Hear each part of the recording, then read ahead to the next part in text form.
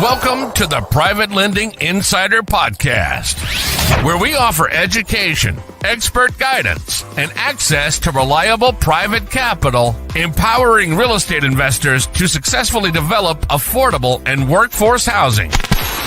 As a result of the education and expert guidance shared on the Private Lending Insider Podcast, real estate investors, developers, and entrepreneurs gain fair access to reliable private capital to fund their profitable investment properties with greater ease, enabling them to earn the income they desire and live the lifestyle they really want.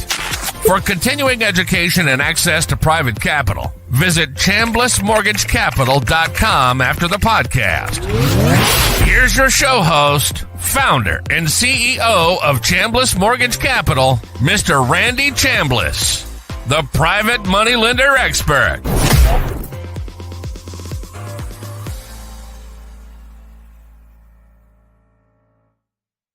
Happy Thursday. Welcome to the Private Lending Insider Podcast. I'm Randy Chambliss. I am the private money lender expert. I am also the founder and CEO of Chambliss Mortgage Capital. Chambliss Mortgage Capital is a reliable, nationwide, direct private money lender.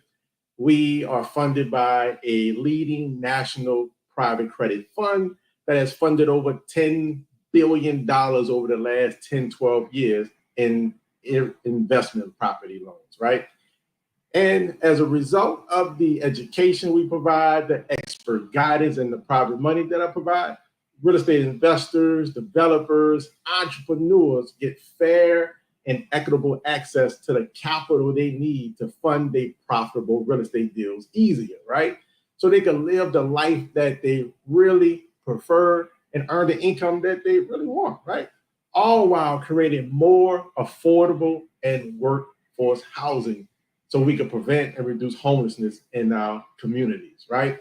And so the whole purpose of this show is to be able to empower you with the comprehensive education, the guidance, but more important, fair access to the capital. Well, Randy, what do you mean? Break that down. What is fair access? Well, what I mean is that suppose that you started a race, right? You was running the race, we'll call it the Indy 500, right? And you and your opponent both are skilled, trained, and developed. You're both passionate, committed to doing what you're doing, but you both you both have 2025 Lamborghinis, right? Brand new out the box, beautiful, right? Never hit the ground yet. But your opponent start on race on lap 400 and you start on lap 0. That's not fair and equitable, right? Well, oftentimes that's what happens to individuals who are entrepreneurs. They can't get fair access to the capital they need, right? And so most people are not aware that private equity firms and venture capitalist companies combined, they have about $87 trillion worth of tea combined together they holding on to. And right around 1.33% of that is reinvested to businesses that started and ran by people of color and women combined. Now, our women make up the majority of the population, and people of color certainly make up at least 13% or more, right, of the population. But yet only 1.33% of the $87 trillion is reinvested into their firms and their businesses, right? So it's not fair and equitable. Now, think about this. The majority of money that is invested with these venture capital and private equity firms are public employee pension systems, right? Every time that person that worked with the government, the federal, state, local government, right? Whether they're a teacher, a firefighter, police officer, et cetera, right? Then a portion of their check goes up in a retirement plan.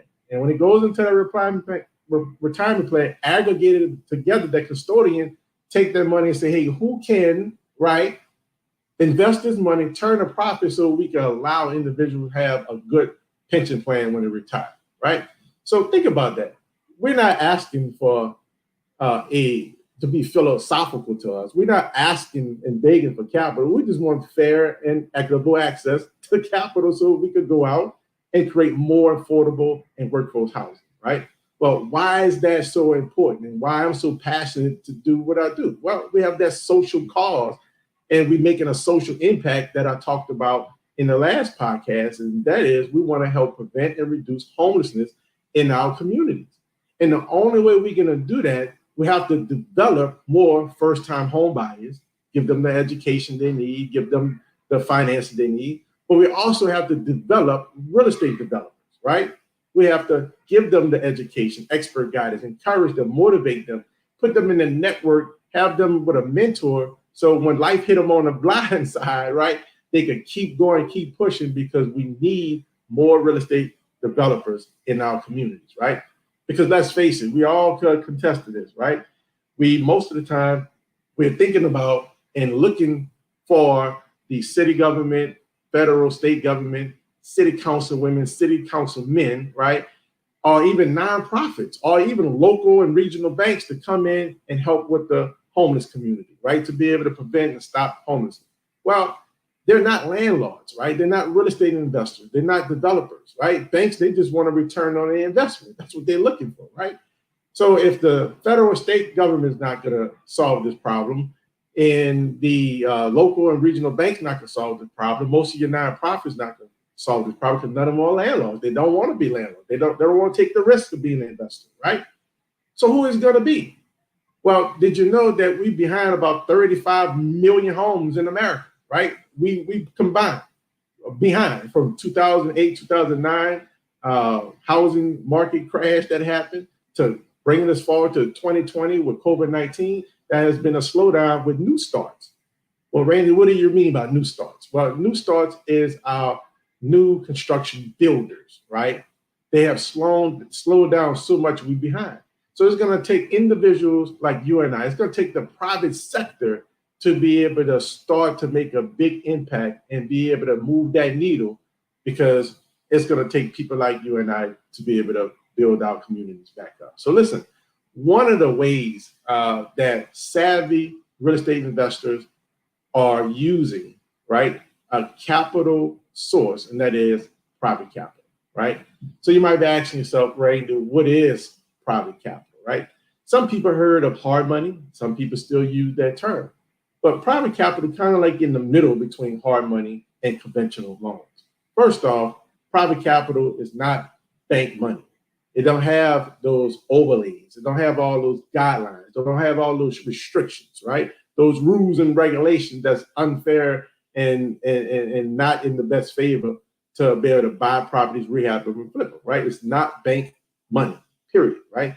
It's private money, just like you say, it's private capital from people like you and I. It might be a doctor, an attorney, might be a business owner that have discretionary income, right? And or just somebody who just want to diversify their portfolio, right? So instead of having all their money in stocks, bonds, mutual funds, right? Crypto, right? Instead of giving their hard-earned capital and relying on a custodian to be able to invest in a mutual fund for them, right? And typically the mutual fund is in stocks and bonds, typically it's paper assets, right? Then they're looking, right? That savvy investor looking to diversify. So when one asset class go down, the other one will be rising up. So give them an equal balance so they're not losing their socks, right? Like we've seen many times in the past. And so what that private money lender, right, does is say, hey, I'm going to take the extra capital I have, even in my IRA, right? Could be a Roth IRA, could be a traditional IRA, whatever, right? They say, listen, I'm going to take this money and I'm going to fund this real estate deal for this investor. Now, they're feeling great about this because, one, their money is backed by a real asset. And that real asset is called real estate, right? The purpose of the estate is that it's actually real, right? So their money is backed by real estate, which in stocks, bonds, and mutual funds, the money is not backed by anything, right? Nothing tangible, no asset at all. And they are protected by insurance, whether it is builder's risk insurance, hazardous insurance, and even flood insurance, and more importantly, sometimes, some cases, title insurance. So they're protected by the real estate asset itself, and also they have that insurance policy. Now, every time that real estate investor, that developer, that entrepreneur pay that mortgage every month, that private money lender, right, gets interest, and principal paid back, right? And so the idea is that give a consistent, predictable rate of return, a good cash flow every single month. So now what happened is that that person, that corporation, right, is excited to be able to fund deals, right? I want you to get that, right? Because they feel like they're doing something great. They feel like they're a part of something, right? They have a social impact they're a part of, and that is to prevent homelessness, right?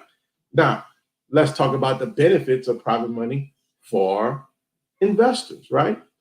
What do private money lenders, what's the benefit for investors? That benefit is that you could skip the personal income verification, meaning that you don't have to worry about providing W-2s from your job, your JOB, your pay stubs. You don't have to worry about tax returns.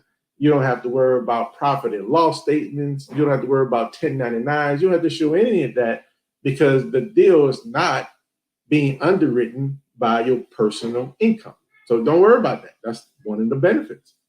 A second benefit is that you don't have to worry about the tax returns like I talked about, right? Those rigorous loan hassles. But most people don't realize that sometimes you go to certain mortgage companies or banks and you're an entrepreneur and they look at your taxes and say, oh, you don't make enough. You only showed you made $20,000 for this year. But you know firsthand you made over $250,000, but on your taxes, right, you only showed $20,000. Well, that's not enough for you to buy a home, right? Especially an investment property. So what happens? That mortgage lender, that bank mortgage broker, or that bank loan officer would say, listen, you need to amend your taxes, or you need to, do your taxes for the next 2 years. You need to show, let's use an example, $80,000 for year one, $85,000 for year two. Okay, sounds good. Now all of a sudden you qualify. Well, here's what most people don't realize. You have to pay taxes on that $80,000 for year one, and you have to pay taxes on that $85,000 for year two that you told the IRS that you earned. So if you're in a 30% tax bracket, you take 85,000 times that 30%, you can see you owe the IRS a lot of money. So it may not be worth it going through those tax return headaches, right? And so those are some of the benefits to you because you don't have to go through those rigorous loan hassles, right? Another benefit using private money, you can move quicker, easier, right? Another benefit is that you have an opportunity to buy properties that's distressed, need some work, little work, a lot of work. Banks and mortgage companies, as an investor, the property have to be in move-in condition, have to be rent ready to go. Well, from an entrepreneur standpoint, and when you put your real estate investor hat on, right, as a developer, your goal is not to buy the asset, the real estate property, in this as-is condition. Like meaning that, hey, it's fixed up, it's rent ready, and this is the retail price. That's not your goal. Your goal as a real estate investor is to buy the property at a discount, a deep discount if you get it, right? And oftentimes we look for off-the-market properties. So when you're looking at off-the-market properties, now you're able to negotiate with the seller directly. And if that seller is motivated, because that's the key, finding a motivated seller, that motivation from the seller, maybe they just got a new job offer in another state. So they have to move to another state, but they have to find some place to live in another state, whether they're going to buy a new home or if they're going to rent a apartment, but they can't pay rent and a mortgage at the same time. So they decide, hey, I want to sell this property, right? They're motivated to sell. So which means they're not really worried about the price. They just need to move it quickly so they can get from that debt. That's a motivation. Another motivation, unfortunately, some people might be facing a foreclosure. And if they go to the sheriff's sale and the foreclosure happen, it could ruin their credit for 10 years. They could lose all the equity in their house that they built over the years. And sometimes it's just the feeling of, being embarrassed, right? So they want to avoid the foreclosure. So they elect to sell their property to you quickly at a discount, right? That's another motivated seller. And so whatever the motivation is, the seller is super motivated to sell to you quickly because now in return, you get to pick up this property at a deep discount. A deep discount. So now the purpose of it, you have the property at a wholesale discount. you're able to add value to it, right? Because most likely it's going to need some painting, some floors, maybe a kitchen upgrade. That's good because you value adding that, right? You adding value to that property. So you have the property at a discount, you added some value to it, and now you're finished, you're complete. So let's throw some numbers out there. Let's say you bought the property for $85,000, right? And you end up putting, it's really worth, $110,000 right out the gate as is, but you put about $35,000, $40,000 in. Now all of a sudden, the day you finish it, now the property is worth $225,000. That's a lot of equity in it. And so what most people do, if they're gonna flip the property, turn it right around, put it on the market and sell it and make a capital gain. If that person is into and their strategy is buy and hold, then they're gonna hold that property, right? So what they're gonna do is they're gonna refinance, right? Pull equity out, pull cash out. Oftentimes they're pulling the same cash out that they originally put in. So let's say they put $45,000 to get this deal closed, right? Now, when they refinance, they're pulling that $45,000 right back out of the deal, right? So they're in this property, no money at all that they have invested into the property. They have an asset that have great equity that they forced into the property, and they cash flowing every single month. But guess what they could do with that $40,000 or that $45,000 or more that they put on equity? Well, they could go and do what? Do it again. Like you guessed it. They could go and do it again, right? And do the same strategy. That strategy, my friend, is called the BRRRR method. BRRRR. 3 R's. BRRRR method. That simply means you buy a property at a deep discount, you renovate it, you rent it out, and you refinance at that point. That's the BRRRR method. Traditional banks, mortgage company, you can't do that, right? It's gonna be real difficult, right? You can go try, tell everybody, go if you could get finance from the bank, go ahead and get that thing done. But if you want to move quickly, if you have some goals that you want to accomplish, then private money is the way to go. So we discussed real quickly, what is private money? Who uses private money? That's the next question you should be asking yourself. Who uses private money in real estate investing? Well, I think you know the answer. And that answer is real estate investors, developers, and entrepreneurs, right? Believe it or not, right? Entrepreneur, what I mean by that might be a person that have a dentistry, right? They've been renting the commercial building from the landlord for years, and they have their dentistry set up. And all of a sudden, the landlord wants to sell. Well, now that dentist can purchase that property so they can continue to work out of it with their business. Well, that's private money that they can use that they can move forward and get that deal closed, right? Developers, right? Developers are moving frequently, right? They're buying lots. They are building new construction on those lots. Or they're buying a piece of property that's really distressed and they tear it down and do a major rehab, right? A new build, right? Or just investors that are savvy, experienced investors, or some of them investors is inspiring or aspiring investors, new, don't know how to maneuver, right? So that is what private money is for. Private money is for people, real estate investors, developers, and entrepreneurs who want fair, equitable access to the capital they need to fund their real estate deals, right? Well, how does a private money lender evaluate loans, right? I want you to get this, right? This is very critical, right? If you follow these steps, I can guarantee you can get your loans pushed through, right? And so I deal with this all the time. So it's 4 C's. Write this down. 4 C's. 4 C's to underwriting. That is collateral, character, credit, and capacity. Right? Let me give it to you again. Collateral, character, credit, and capacity. Those are your 4 C's of private money underwriting. And if you understand these, right? Notice I didn't just say know them, right? I say understand these, right? Now you can go out and find the properties that meet these 4 C's criteria. And all you got to do is just bring the deals to the lender, the private money lender.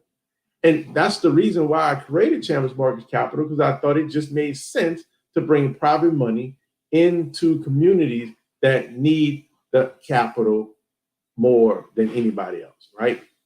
That's the reason why I created Chambers Mortgage Capital, right? So let's dive into and break some of these C's down. Let's talk about collateral, right?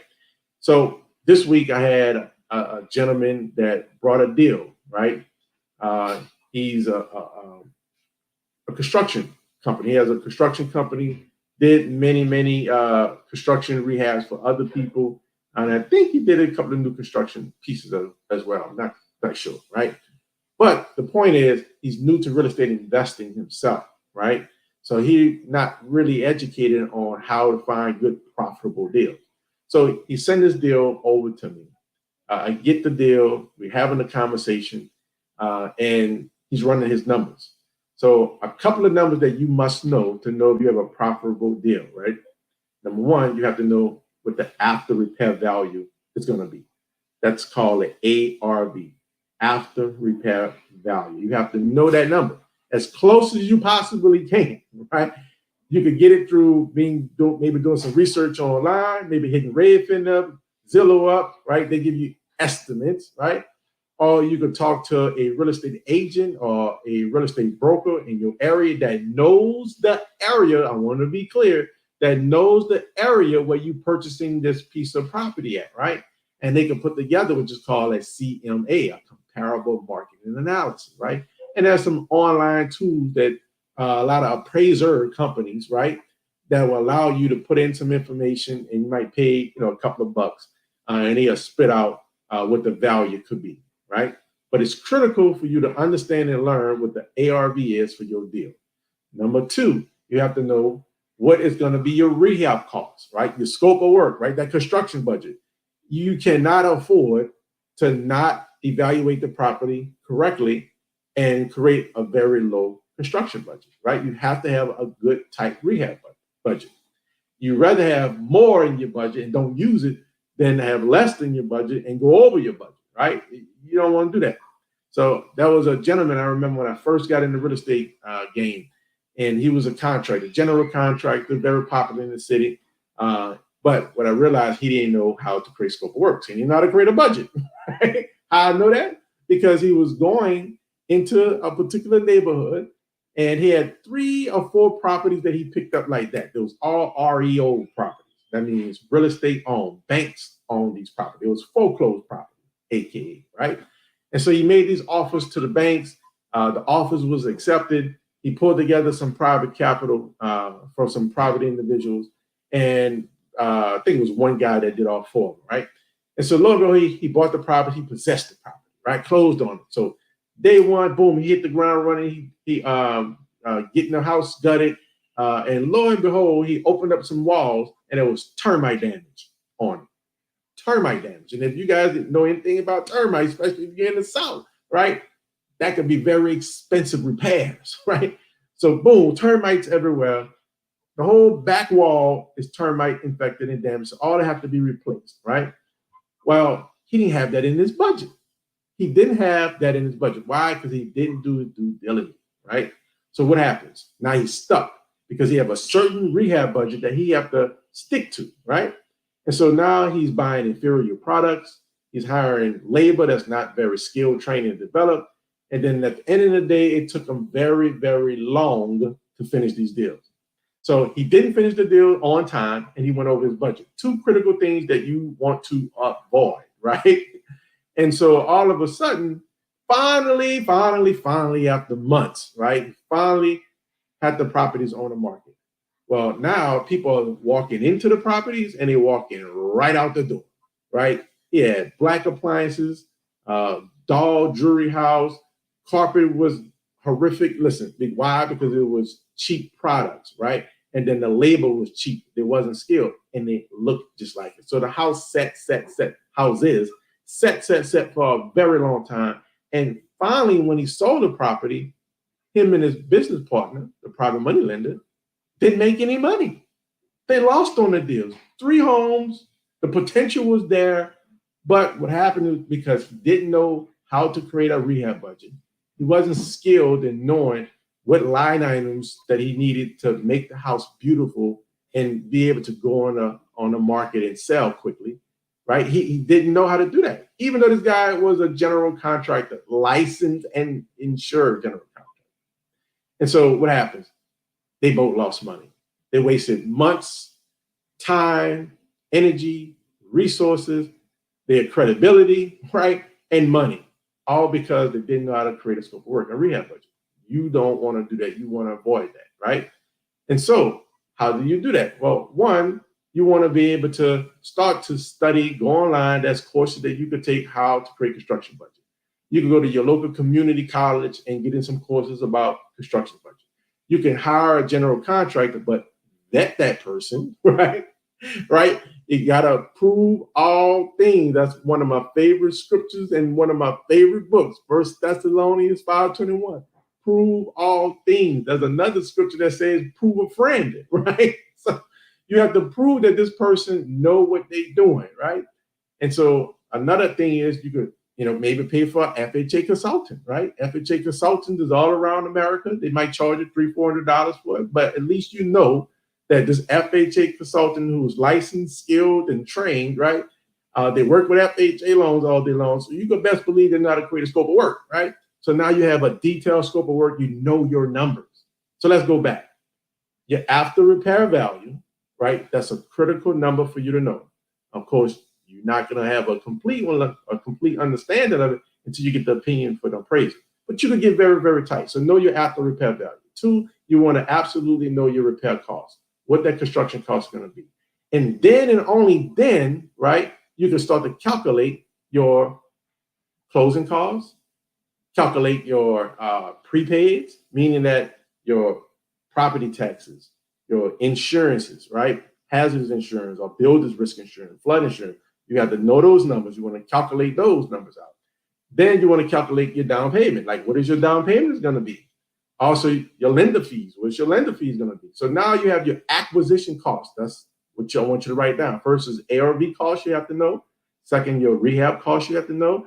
Thirdly, your acquisition costs that you must know, right? Then there's holding costs, right? You're going to have to cut the grass while you get this development done, right? You're going to have to pay your mortgage interest every month while you get this development done, right? There's some holding costs right there. You have, on the back end, you have some selling costs. If you're going to sell this property, you have selling costs. That means that you have realtor fees, you have down payment assistance fees to the end buyer that's going to buy that property. You have closing cost fees at the title company. You have to know your closing costs, right? And you have to know your holding costs. So let's back up. ARV costs you have to understand and know. You have to know your rehab costs, understand and know. You have to know your acquisition costs, your holding costs, and actually your selling costs. Now, if you're going to be using the BRRRR method, buy, rehab, rent, and refinance, BRRRR, then you're going to be refinancing. Well, that's closing costs when you do a refinance loan. So you have to know that cost if you're going to go that direction, if that's your strategy. So now, once you guys know those numbers, right now at the beginning, it may seem mind-boggling to you. At the beginning, it might be hard for you to get this. That's why I'm telling you, reach out to your resources, right?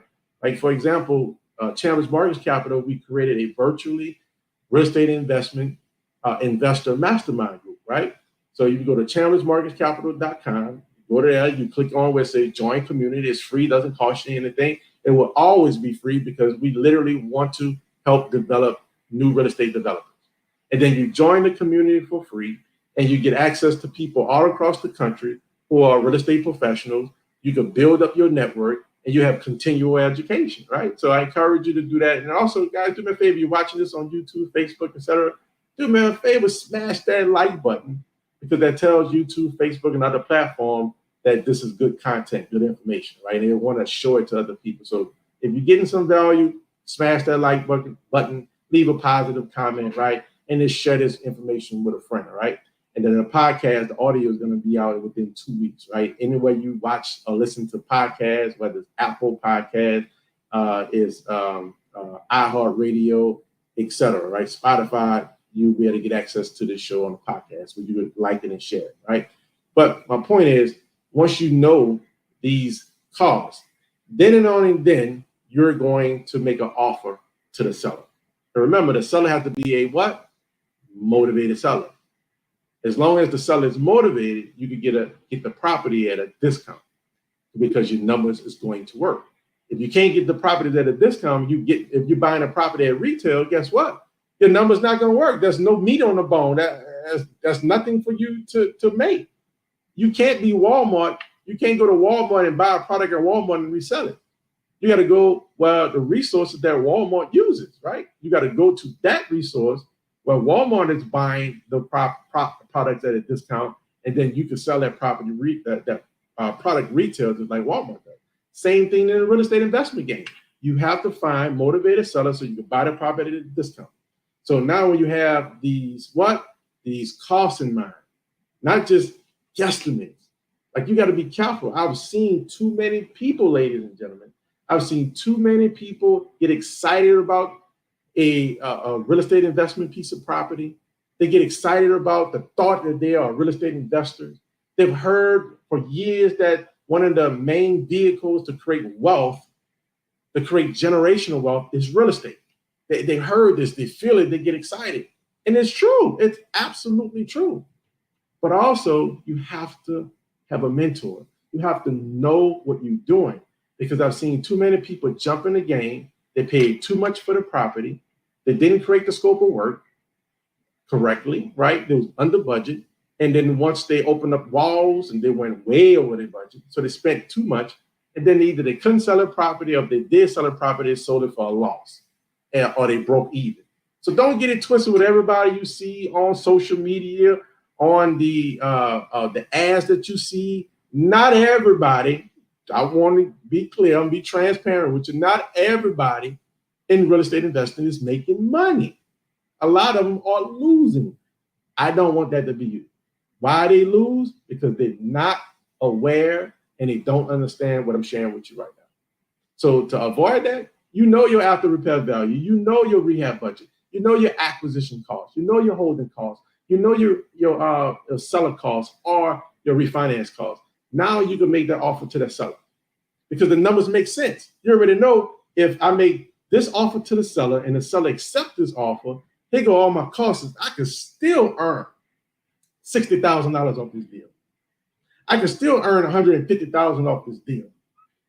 I can still earn $30,000 off this deal. And if you're comfortable with any one of those numbers, then you need to move forward. You're moving forward, right? And so now you're excited. You're all in. You're starting the race knowing that you can win. Think about that. You starting the race knowing you can win, knowing that you can win. Some people say, and it's a cliche, but it's true, you don't make money when you sell the property. You make money when you buy the property because you know your figures, you know your numbers, right? So why is that so important? Well, number one, you're going to win. And what I do is when an individual bring me a deal, a potential bill, I run through those numbers in my mind. I'm on the phone talking to doing a consultation, and I'm calculating it up. And if the deal don't make sense, I'm going to be direct, respectful, and say, listen, the number's not going to work. Did you see these numbers? You might want to walk away from this deal. I'm not able to fund this deal because you're going to lose. So my goal is to protect you as well. My goal is to protect the private money that we have that we're lending out because we want you to pay us back. So that way, when you pay us back, we can take that pool of money and go invest into some other investors and developers so they can go out and create more affordable and workforce housing to help prevent and reduce homelessness, right, in the communities, right, that we're in. But if that person can't pay us back because they got a bad deal, then it's a problem. It has a kink in the chain, and deals can't move forward, right? And so now, why I went through all of this? Because at the end of the day, that's collateral. That's one of your 4 C's. Right now, we're talking about how do private money lenders evaluate deals, right? And I'm talking particularly about Chandler's Mortgage Capital. How we calculate and look at deals, we use the 4 C's. We use collateral, character, credit, and capacity. I'm gonna give it to you again: collateral, character, credit, and capacity. Those are the 4 C's. If you get these right, go out there and find the deal that meet these 4 characteristics, and you bring those deals to us at Chandler's Mortgage Capital, guess what? We can fund the deal because it's a profitable deal. So how easy is that? You know what we like to fund. Just go and find the deals we like to fund. We're in 40 different states, right? All across the country. We just simply are not mostly on the West Coast, California, Nevada, etc. But all the South, all the East Coast, Southeast, we there. If you go to chambersmarketcapital.com and scroll down to the bottom, you can see a little blue a map, right, of the United States. And all the blue states we can fund, right? And so now when we evaluate that deal using collateral, if it makes sense, we move forward. Now, I'm going to tell you another story real quick, right? The gentleman I was talking about earlier, a contractor, right? Building houses for other people. I think maybe one house, I can't remember. But he did a lot of rehabs for other clients. But he didn't know how to rock with these numbers. He didn't understand these numbers. So he bring me an ARV, right? The ARV, he say, listen, here's the deal. The ARV is going to be, I want to say like $750,000, something like that, right? $750,000, the ARV. The purchase price is $160,000. And then we have a build cost for about $425,000. I think that's what it was, right? Well, when I look up the address, right? The address is down the street from a property that I personally developed a couple of years ago, right? And I know for a fact he can't sell that property for $750,000 because a couple of years ago, I couldn't sell my property for $750,000, right? And my property was a similar square feet, similar bed count that he had, right? And my property was beautiful. Like, if you know me, I rock out. If you know me, I'm doing excellent work. Beautiful hardwood floors, tongue and groove in them, hot pine floors, right? Listen, tall ceilings, right? 12-foot ceiling, crown mold. I do it big, right? And so I couldn't sell that property for $750,000. If I recall, I think we sold it for $385,000, right? So I explained to him, like, you know, in all due respect, you can't sell this for $750,000. That's strike one, right? Then we go to the scope of work. Scope of work was off, right? So that means here, and they keep in mind, he already had a purchase contract already on the property, already. But obviously, you know, based on my experience and the expert guidance I provide, he was paying too much for the acquisition cost. For the purchase price, he was paying too much because he didn't have his ARV together and he didn't have the construction budget together. So you want to try to avoid that, right? Now, so that's collateral.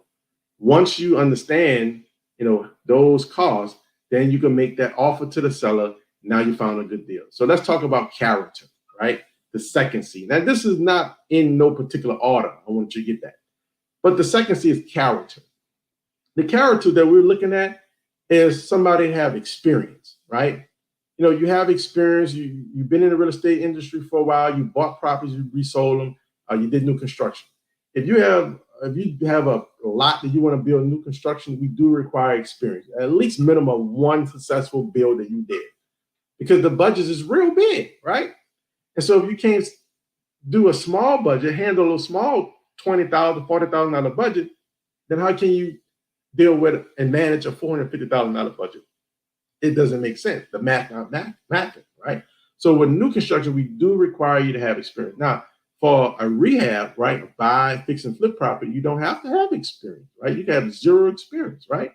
But the rehab budget can't be more than the purchase price, right? In other words, if you're buying a property for $100,000, then your rehab budget got to be 50% of that, maybe $50,000 or less, right? So that way you get your foot in the door, you gain some experience, and as you get better and better, you bring us more deals, then we could be able to, you know, increase that LTV for you, right?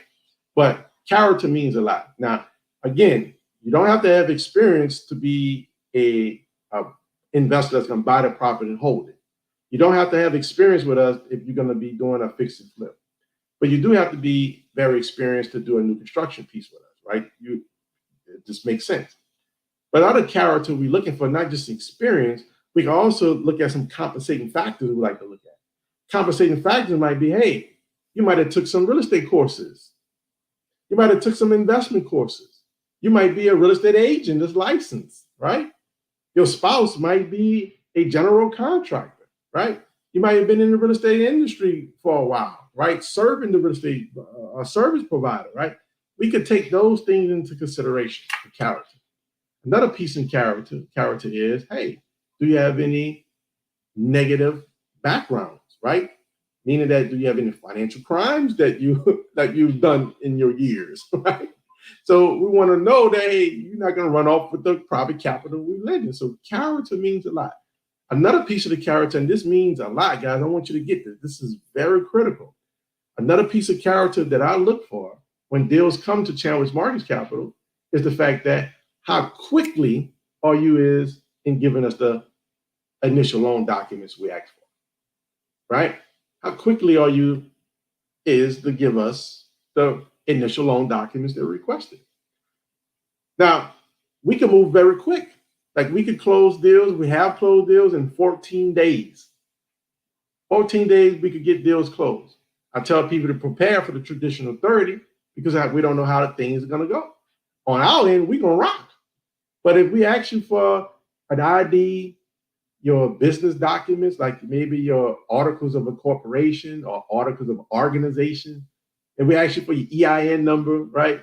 If we ask you for your last 2 months of bank statement and you take you 5 days to get that to us, then there's a delay there. I mean, you're slowing down the process.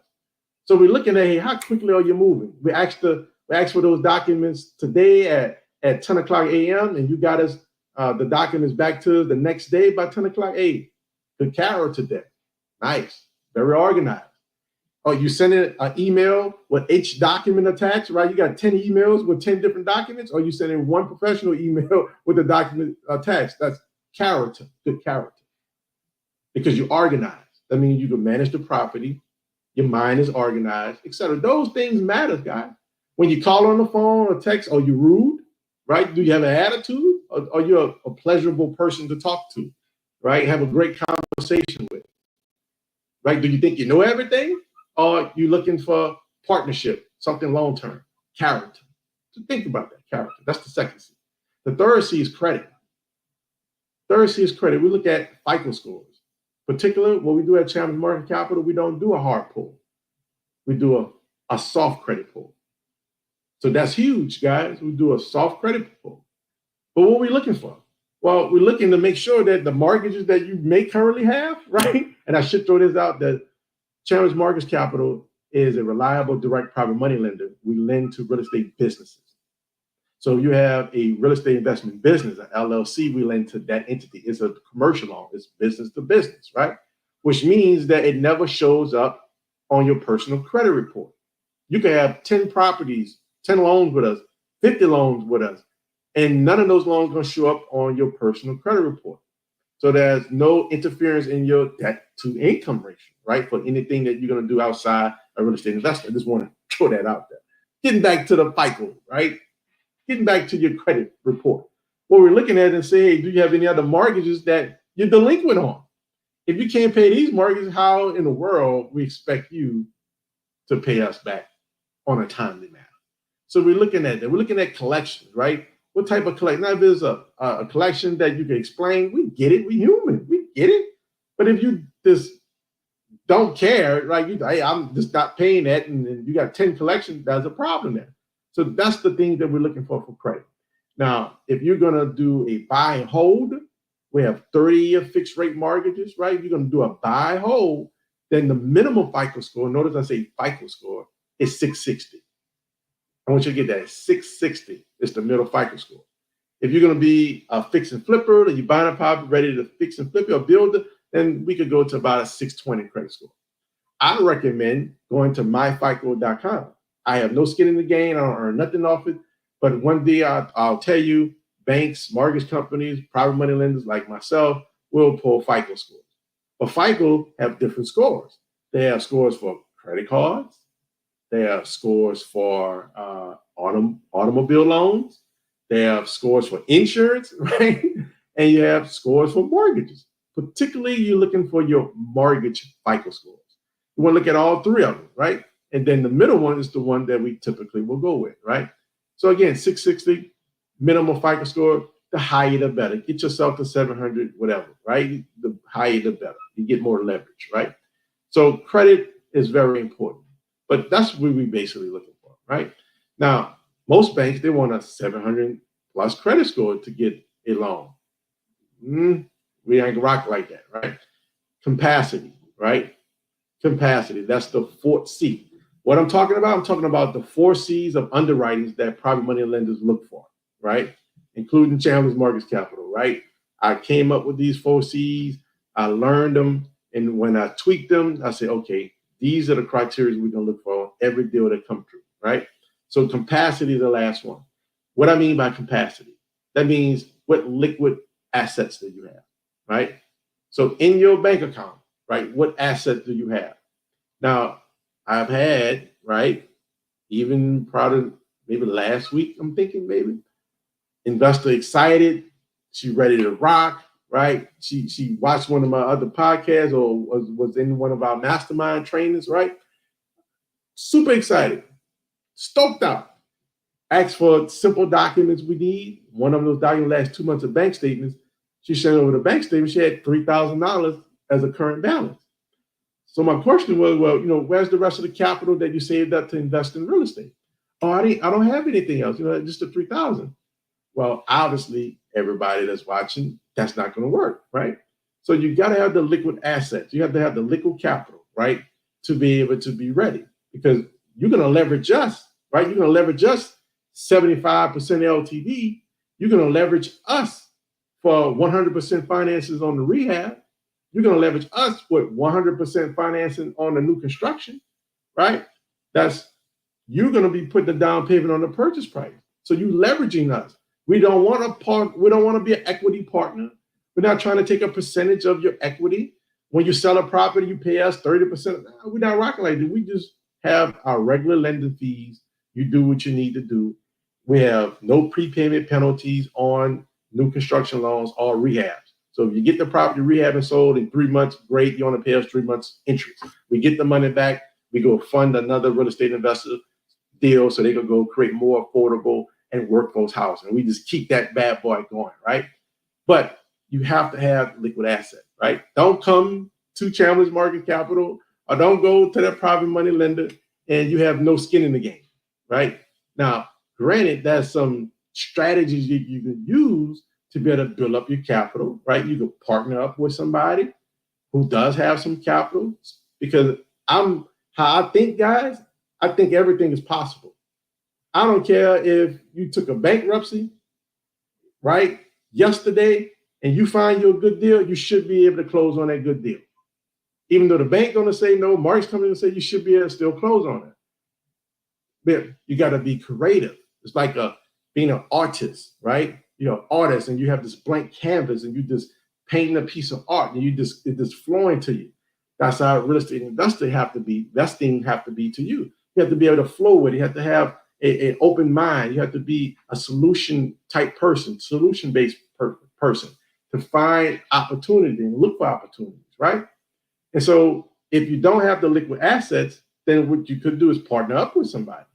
Like, for example, I had 3 rehabs going on at the same time. No, I'm sorry. It was 2 heavy rehabs going on, and then I had 1 new construction going on. I had 1 property was totally gutted, just stud down. That was a heavy rehab for me. And then the second property, we just tore everything down because it was so bad, and we was building back up new construction. Then the third one, I actually had a lot that I purchased, and we was building new construction right on it. 3 things going on at the same time, right? Period. Well, I had another opportunity came to me, just out the blue, because people know that I'm invested in real estate in my community, and they was motivated to sell, and I picked up the property at a deep discount. Now, I had all of my money tied up in these 3 projects, right? I was tapped out, right? And so what I did is I brought in an equity partner, right? I brought in that equity partner, and I told him, look, listen, I found a good property. Here go to ARV. Here go to rehab budget. Here go to acquisition costs, holding costs, and selling costs. Here's the purchase price that I have, and here's the ROI. Here's the profits. It's just like that. He said, Randy, let's do it. So I had him get the private money loan in his company name. I had him put up all the down payment, and I had him give me about $10,000, $15,000 to start the project, right? I had none of my credit involved. I was not leveraged on the mortgage debt, but yet I had this partnership with him. So once we closed the property, I had my gold money to start the rehab. I finished the rehab. I project managed the rehab. I got the pictures taken on the property, beautiful professional pictures, got it listed on the MLS, and got that bad boy sold, right? And at the closing table, he took 50% of the profit. I took 50% of the profit. But if I didn't leverage him, I wouldn't have made nothing off that deal. And so oftentimes people be thinking, well, hey, isn't private money lender just a little bit higher interest rate than conventional loan? Yes. Typically about 1 or 2% higher. Yep, you're right. But what sense it makes for you to worry about interest rate when you're getting ready to make 30, 40, 50, 80, 110, $120,000 off a deal? Who cares what the interest rate is at that point, right? Because you're leveraging somebody else. Who cares if I gave him 50% of the net profits when I earned tens of thousands of dollars off that deal? I would have lost that deal. I wouldn't have made anything of that deal if it wasn't for that person. So I want you to be creative and know that just because you may not have all the liquid assets in your bank account, but you might know somebody else there is, and you can partner with them on that deal. Now, granted, if you are in a position, you do have liquid assets, you have your capital in the bank, then all means you're good to go, right? But that's my point about capacity, right? So let's recap, right? The point of this podcast, the Private Lender Insider Podcast, is to give you comprehensive education, like I've been doing, to be able to give you expert guidance, and to give you fair access to the capital you need to go and buy that property that's distressed next door to you, that's been sitting with with no electrical meter on there, high grass, to be able to buy that property up the street that person moved out and they go into a different state because they have another job, and you can buy that at a discount. To be able to have that property, to be able to get access to fund that property of somebody that you may know that inherited a property from their family, but they don't want the headaches, right? And so you have an opportunity to be able to get fair and equitable access to capital, long you know how to find a good deal. Now, I encourage you to re-watch this live video, right? This is recorded. It's going to be on YouTube. It's going to sit down on that platform, right? You can go to Randy, the Private Money Lender. You will see this on the YouTube platform. You can go to my Facebook page. I think it's Mr. Randy Chambers, right? It will be there, right? And so the point is, I want you to watch this over and over again. Then when the podcast come out within 2 weeks, make sure you download the podcast. The what? Private Lending Insider Podcast. Apple, iHeartRadio, Spotify, etc. Right? So you want to listen to this over and over again. Take some copious notes, some good notes. Share it with a friend. So that way you can know exactly how to calculate those costs I talked about. So now you know what type of deals that we like to fund. All you have to do, ladies and gentlemen, is go and fund the deal. So that's go and find that deal. The purpose of why we share this podcast with you. The purpose why I bring on guest speakers from time to time. The purpose why we have our real estate investment mastermind virtual community, right? Is to be able to help you, to be able to build the relationships, be skilled, trained, and developed, and create a passion and commitment towards having an impact on other people's lives. Imagine living a life with impact. Imagine investing with impact. What I mean by impact, guys, do you know that you are the savior of helping to prevent and reduce homelessness in our community? You're going to be the developer that buy that property with confidence, to be able to rehab it with confidence, and to be able to refinance it and hold it for cash flow and let somebody live in that property with their family where it's affordable. To be able to sell that property maybe to a first-time home buyer that is so excited and it's affordable for them. How good would that feel that you can earn money, make real good money doing this thing, but also feel good about what you're doing on an everyday basis? So if you want to learn more, I encourage you to go to chambersmortgagecapital.com. You can go through our website. You'll see the products that we have. Also, make sure you join our community for free so you can network with other people all across the country in the comfort of your own home. The whole purpose is to take the Real Estate Investment Association that people physically go to most of the time, once a month, and we took it and brought it virtually online. So make sure you like, share this video and the content, and you guys enjoy the rest of your day on purpose. And I mean that. God bless. Take care, guys. That brings today's show to a close.